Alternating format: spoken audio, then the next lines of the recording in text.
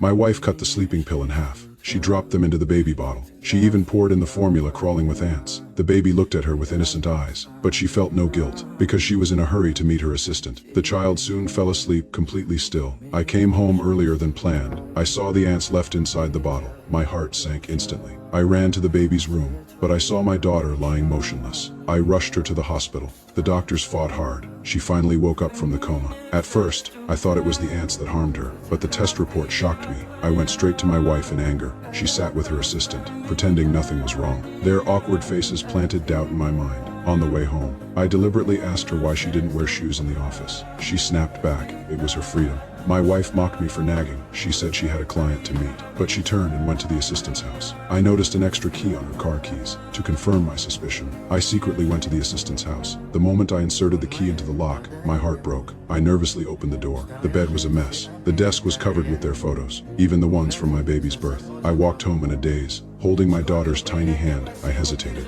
I didn't know if she was mine, but I couldn't let her lose her mother's love from the start. So when my wife came home, I stayed silent. The next day, she went to the assistant's house again. This time, she found a new toothbrush in his bathroom. Baby items filled the corner. For the first time, she was afraid. She realized his ambition was more than her. She came home acting different. She started cleaning the house, even scrubbing the floors spotless. Just as she was trying to be a good wife, she saw a photo by her mirror. She panicked, thinking I already knew. At dinner, she explained, she was just distracted. She had neglected me and the baby. I believed her, thinking she was turning back to me. But soon after, she started fooling around with the assistant again. At that moment, I came back with the baby. The scene in front of me froze me in place. I stayed silent and hid quietly. I wasn't avoiding revenge. I was waiting for the right time. The next day, I had a friend drop me at the train station. She thought I was gone, but I slipped into the assistant's house quietly. I put on gloves. I collected his hair from the bed. I also found a knife in the drawer. That night, she came home to take off her makeup. She saw more private photos by the mirror.